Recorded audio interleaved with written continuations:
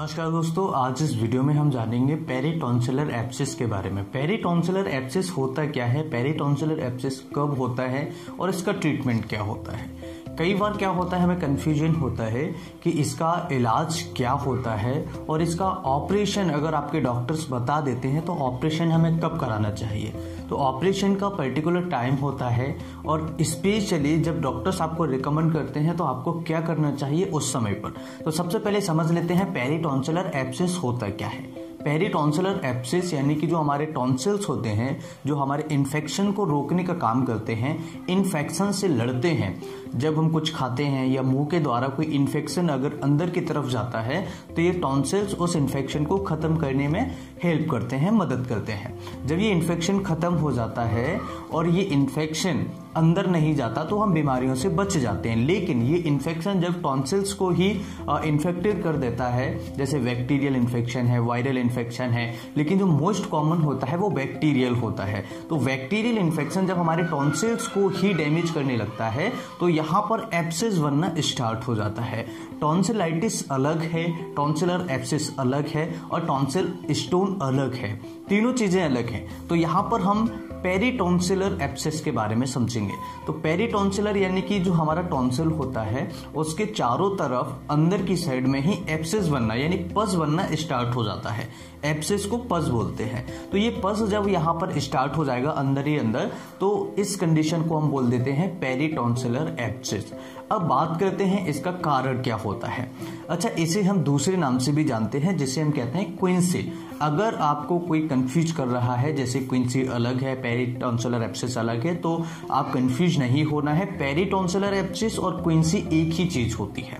Okay, अब बात करते हैं इसका कारण क्या होता है। जो मोस्ट ऑफ कॉमन रीजंस होते हैं वो होता है बैक्टीरियल इन्फेक्शन।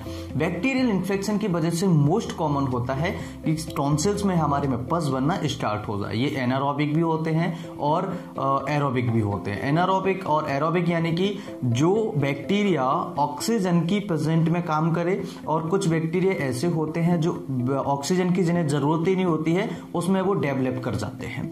तो एनारोबिक और एरोबिक जो बैक्टीरिया होते हैं दोनों ही यहाँ पर हमें पेरिटॉन्सिलर एब्सिस कर सकते हैं। इसके अलावा जो जैसे स्टेप्टोकोकस है, स्टेफाइलोकोकस है, स्टेप्थ्रोट वगैरह है, इनकी वजह से आपको पेरिटॉन्सिलर एब्सिस देखने को मिलती है।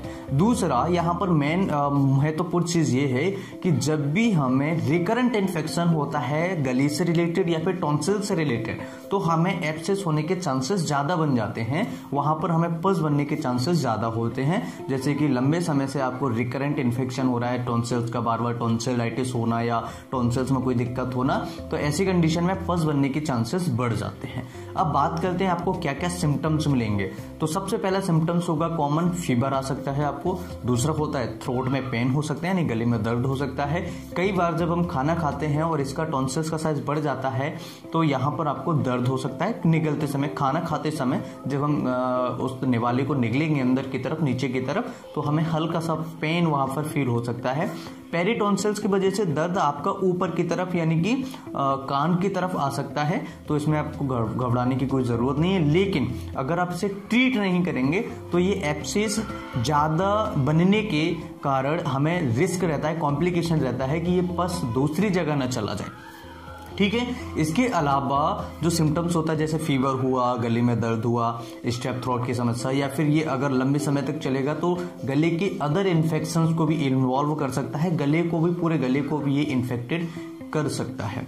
अब बात कर लेते हैं इसका ट्रीटमेंट क्या है। बहुत ही सिंपल ट्रीटमेंट है। अगर आपको अर्ली स्टेज में इसका पता लगता है, अर्ली स्टेज यानी कि बहुत जल्दी आपको पता लगता है, तो ऐसी कंडीशन में कुछ एंटीबायोटिक्स दवाइयां दी जाती हैं। पेनिसिलिन टाइप के जो क्लासेस की दवाइयां होती हैं, हालांकि ये बंद हो चुकी हैं, अब तो एमॉक्सिलिन या क्लेंडामाइसिन टाइप की दवाइयां चलती हैं जो आपके डॉक्टर्स आपको प्रिस्क्राइब कर सकते हैं, जो 7 से 10 दिन आपके दवाइयां चल सकती हैं। और ये डिपेंड करता है आपके डॉक्टर पर और आपकी डिसीज पर कि कितने दिन तक ये लंबी जानी है। जैसे 10 दिन तक है, 15 दिन तक है, इस तरह की दवाइयां आपको दी जा सकती है। दर्द निवारक दवाइयां, जैसे कि अगर आपको पेन हो रहा है तो पेन दबाने के लिए, दर्द को कम करने के लिए आपको दवाइयां दी जा सकती हैं। कई बार यहाँ पर डॉक्टर्स आपके स्टेरॉइड्स का उपयोग करते हैं और स्टेरॉइड्स का उपयोग से ये जो समस्याएं होती हैं वो जल्दी ठीक हो जाती है। लेकिन हमेशा याद रखें रखें, स्टेरॉइड्स दवाइयों को आपको कभी भी बिना डॉक्टर की कंसल्ट के, बिना डॉक्टर की जानकारी के आपको कभी भी नहीं लेनी चाहिए। बल्कि मैं तो यही कहूँगा आपसे कि किसी भी प्रकार की दवाई आपको बिना डॉक्टर की सलाह के नहीं लेनी चाहिए, क्योंकि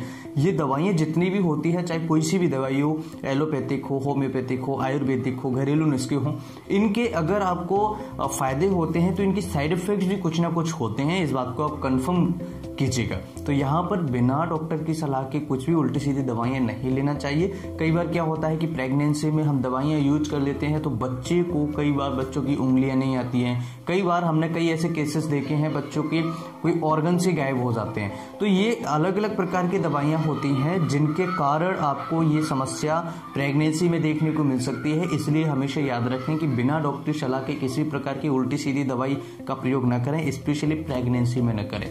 अब इसका पस निकाला जाता है, अगर जैसे ऑपरेशन सर्जरी के लायक नहीं है तो इसमें थोड़ा सा कट लगा के पस को ड्रेन कर लिया जाता है, बाहर निकाल लिया जाता है। लेकिन अगर ये आपको रिकरेंट हो रहा है, जैसे कि एक साल में आपको 5-6 बार हो गया टॉन्सिल में एब्सेस या टॉन्सिलाइटिस की समस्या, तो टॉन्सिलेक्टोमी की सलाह देते हैं डॉक्टर्स। टॉन्सिलेक्टोमी यानी कि आपके टॉन्सिल्स जो हैं उनको पूरे तरीके से निकाल देना, ये होते हैं टॉन्सिलेक्टोमी। तो आज के इस वीडियो में मुझे लगता है टॉन्सिलर एब्सेस, पेरिटॉन्सिलर एब्सेस के बारे में सब कुछ समझ में आ गया होगा। इसे हम क्विंसी भी कहते हैं, बैक्टीरियल इन्फेक्शन की वजह से होता है। सिम्टम्स हमने समझ लिए, कारण हमने समझ लिए, इसका इलाज हमने समझ लिया है। मुझे उम्मीद है आप इस तरह की वीडियो आपको पसंद आएंगी। इस वीडियो से आप बहुत कुछ सीखेंगे। अगर वीडियो आप सभी के लिए हेल्पफुल है, अगर आपको लगता है वीडियो से बहुत कुछ सीखा है, तो वीडियो को आगे शेयर करें। कुछ पूछना चाहे तो कमेंट करें, और मैं फिर मिलता हूँ इसी तरह किसी नई वीडियो में। तब तक के लिए अपना प्यार देते रहें। नमस्कार, थैंक यू फॉर वॉचिंग। जय हिंद।